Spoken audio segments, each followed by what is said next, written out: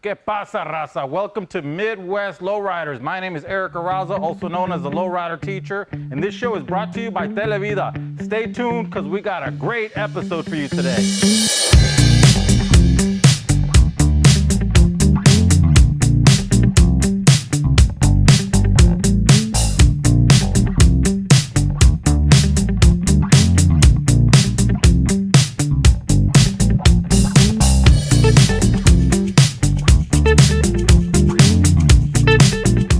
Raza. Today we got a great treat for you today because we're going to introduce one of the main hosts of this show, somebody that's going to teach you how to actually do what we do, not just talk about it, not just look at it, but actually make it happen. If I can get this guy over here. Marco, get over here, bro.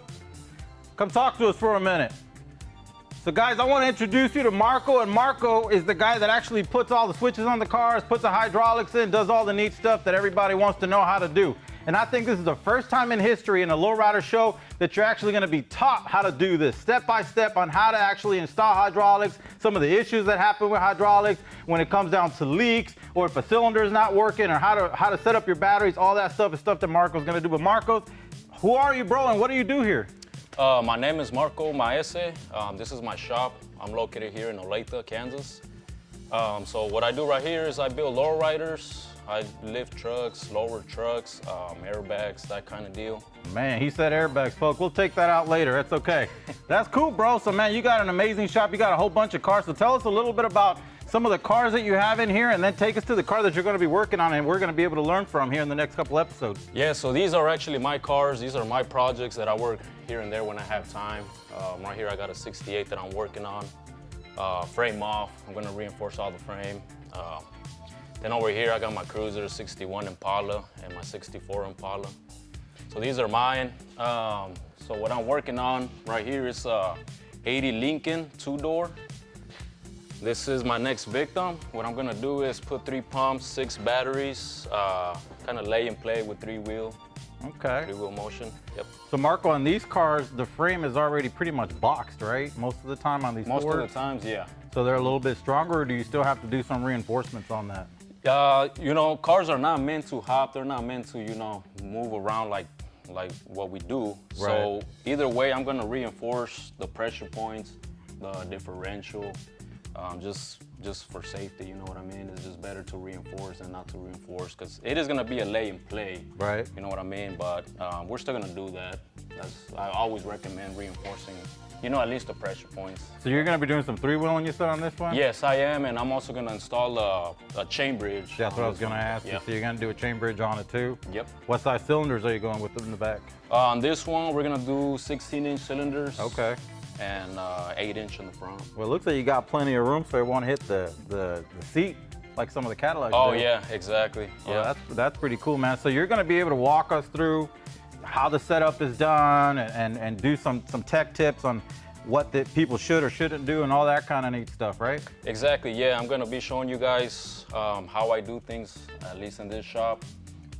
Yeah, I'll show you guys all the process, see how I do it here. Well, we appreciate that, man, because like I said, I don't think there's any other show that I've ever seen that actually really goes in depth on what it takes to actually put a system into a car. And a lot of the vatos that are doing this out in the streets, they don't want to share sometimes, right? So Marco, I mean, thank you so much for sharing your knowledge with us. I know that you've done my car and it's amazing. You know, I love my setup and I know that you do great work. So I'm super excited to get going on that. So I guess we'll get to see the process as we go on.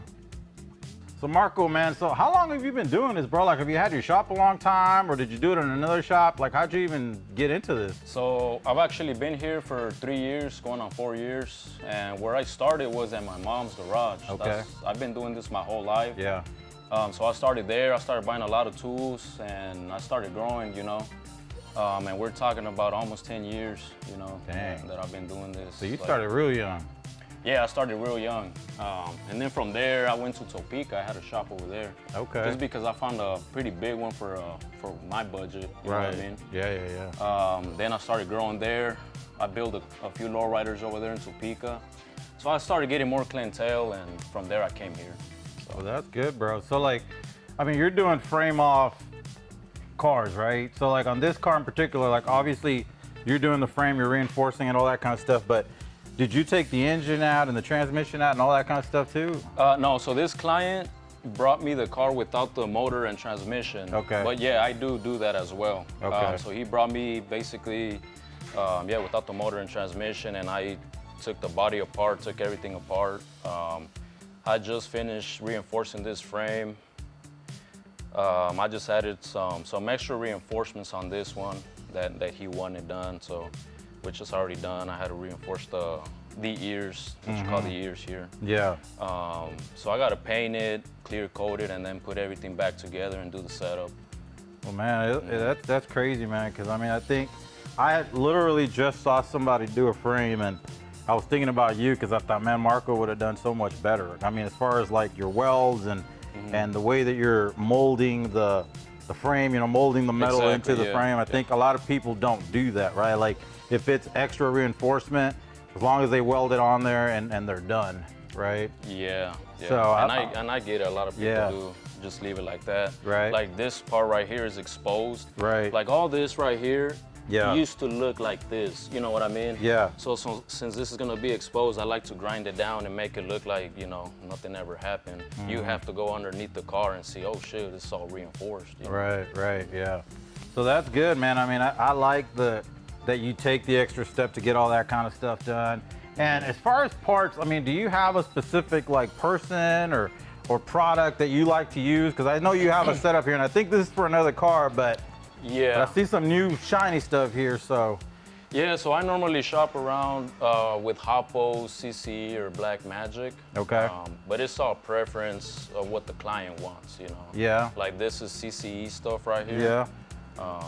So that's all depending on what the client wants. Yeah. Now, where'd you get the slip yoke? Is that at High Hitters or? I think so. Yeah. Yeah. High Hitters. Yep. Yeah. Okay. That's cool, man. So. I think everybody's getting their slip yokes from there now. Yeah, that's where I think I got mine too. So that works out pretty good. And you got a drive shaft person that. So yeah, so this guy, he either makes the drive shaft or we'll just mount the slip yoke to the original drive shaft. So a lot of people might not know why a slip yoke is important and what it does. Can you tell us a little bit about that?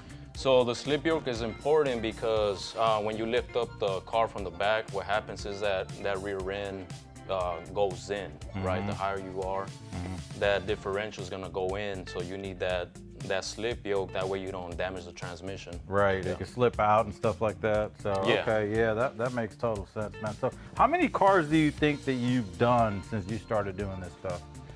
I don't know from the back of my head right now. Yeah. But probably a little over 10 cars, 10 lowriders. Yeah. Yeah. And out of all those 10, which is the coolest car you've ever done? You better say a 79 I think Cadillac a 79, Coupe red 79 Cadillac. That's what I thought, man. That's what I thought. Yeah. So that's cool, man. I mean, I think that, you know, the experience that you have, you're young, you got so many more years ahead of you, but in the Kansas City area, man, like, there's not a lot of people doing this, right?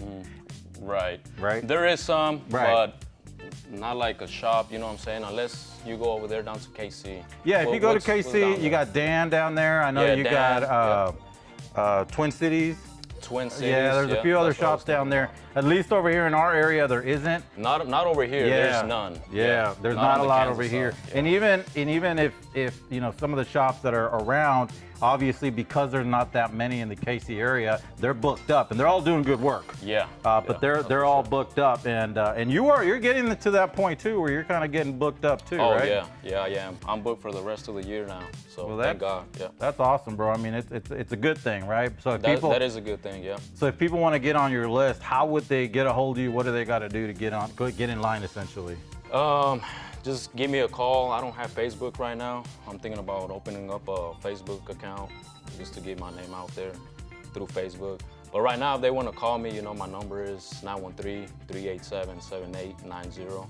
And I'm located over here in Olathe, Kansas. Olathe, Kansas, man. I think a lot of people wouldn't think Olathe, Kansas is a lowrider shop. No, they wouldn't. But here we are, right? Here we are. Here we are, Making man. it happen. Yeah. Well, I love it, man. I love the work that you're doing. I love the craftsmanship. I mean, I think you take a lot of pride in your work, which is important. You're not just trying to push them out and get them done. So, you know, so what do you envision yourself, like, where do you see yourself going in the next 10 years? Like, what's the plan? I just want to grow, you know. I want to start painting cars too at one point. yeah, I just want to get this shop, you know, get it going, get it growing.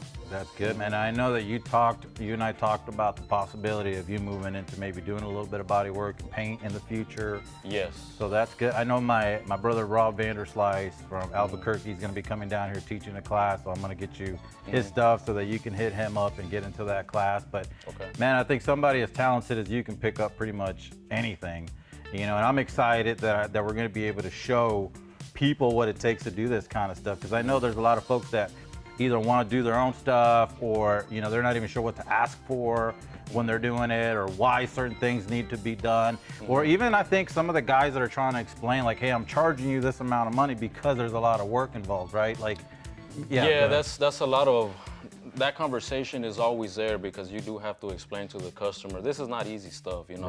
This is a lot of hard work, a lot of hours, you know, to get it to where it needs to be, to where, you know, you're not breaking your car when you're out there cruising. Exactly. So yeah, there's a lot of explaining to do on that so they can understand, you know. Yeah, because I know that I get asked all the time too, like, man, why do they charge so much? Like, can't they just throw it in? I don't need the reinforcements, I'm good. And I'm like, bro, you won't be good. I got a 93 Cadillac Fleetwood that I need to get in line over here, and the frame got cracked. I mean, it cracked because it wasn't reinforced correctly. So those things do happen, and obviously if you want to prevent that, you want to do things right the first time so that things don't get busted up. That's right, yep. Get it done right the first time, and you know, you'll be cruising for longer instead of breaking out there in the streets. Exactly. And if they do break and things happen, they can hit you up too for repairs, Exactly, yeah. They can always call me for repairs. And you're gonna break things, you know. Right. You're gonna bust hoses, burn solenoids. That's just, you know, if you're not breaking it, you're not having fun. Exactly, so exactly. That's what I say. Right.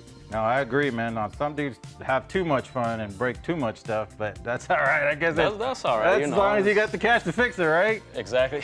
Well, hey, man, I truly appreciate, you know, you being on the show, you being a co-host on the show, and really being able to show us what you do and bring all that tech talk to the people so that they can learn from you. And I'm just super excited to keep learning from you and to keep working with you, brother. Yeah, absolutely. Thank you. Thanks all for right. having me. Yep. Well, hey guys, just keep tuned. You guys are going to be able to see a project from start to finish, get some explanation on how and why those things were done. And then you can always hit us up with questions on Facebook, and then we can get those answers to you on the following episode. So thanks so much for being with us, and we'll see you soon.